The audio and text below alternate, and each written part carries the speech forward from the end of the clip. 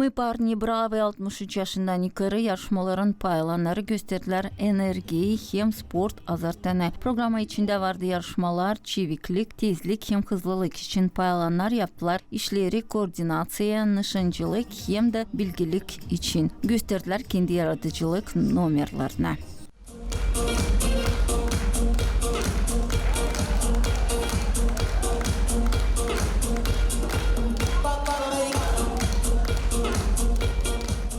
Komandalar hazırladılar, muzikalı numarları, anlattılar anekdotları, hem birbirine desteklediler. Zalda olan seyirciler her bir çıkışı şamarlarından karşıladılar. Impuls komandası Kongas köyünden belli etti ki bu olay oldu. Buluşmak, laf etmek hem de 60 yaşından sonra da aktif şen hem sportçu var nasıl olmayı hem götürmeye sağlıklı yaşamayı.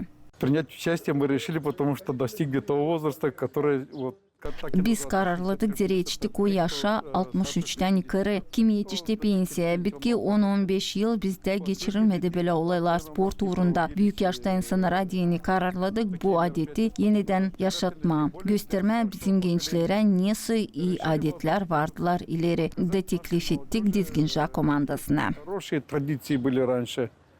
И вот пригласили команду села Дизгенжа. Это наш совет ветеранов села Конгас. Они решили. Biz veteran Nasaatı Kongaz'dan kararladı geçirme bile olayı da bana danıştılar. Ben tutturdum, düşündüm. Ayaktayken var nice payalmadı. Çocuklar yüklendiler de kararladılar payalma. Вот. И ребята тоже подключились и решили поучаствовать.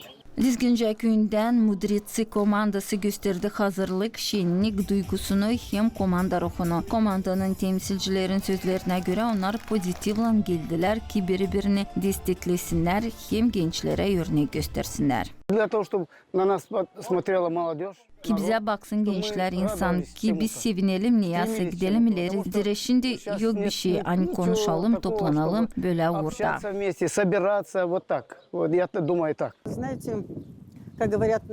Siz bilirsiniz nice derler bizim yaşlarda. Bu bizi engel yetmiyor. Yıllar dil kahır. Can genç. De bizi teklif ettiler de biz kararladık pay alma.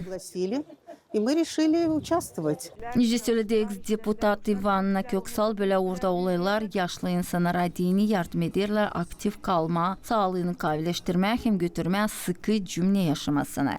Böyle pazar günü de toplanıp da yarışmalar artık onlar gittikçe genişlediyorlar kendi zahmetlerini, kendi toplantılarını. Yarışmalarda yapıyorlar, konkurslar yapıyorlar, toplantılar yapıyorlar. Bütün havezle geldim seyretmeye, katılma hem de onların yanında olma bu güzel yarışmakta.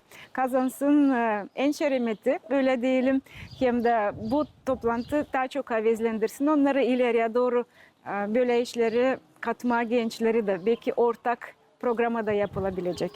Paylanları destekleme hem komandaları kutlama Dizginca köyün primarı Vasili Kapsamov. Bence genç olarak isteyim söylemeyen bile ihtiyarlı büyük yaştan adamlar bize gençler için örnek, akıllık insanlar angıları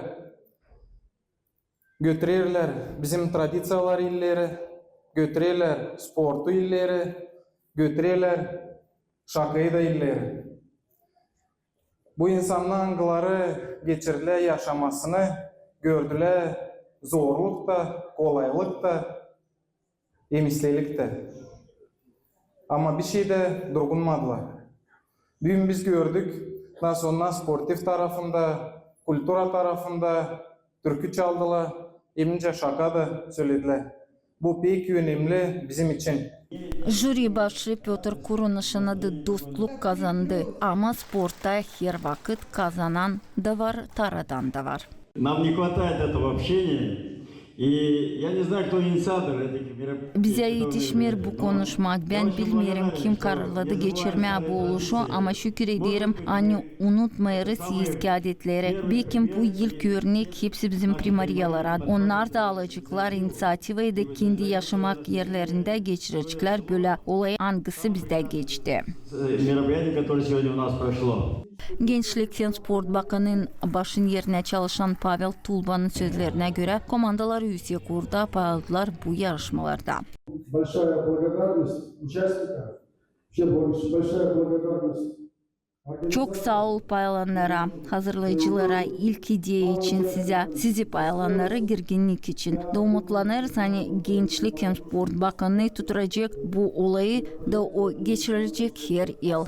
Yarışma programının sonunda 65-62 sayılı Impuls komandası taradı. Çempionlar ödülleri, diplomları hem 2000 lei kazandılar. Mudritsi komandası diplomları hem 1.500 lei para ödülü aldılar hem medalleri. Hazırlayıcıların söylediğine göre bu yarışmalar daha bir kere gösterdi ki her yaşta insan aktif, talantlı hem yaşamak energiyle dolu olabilir.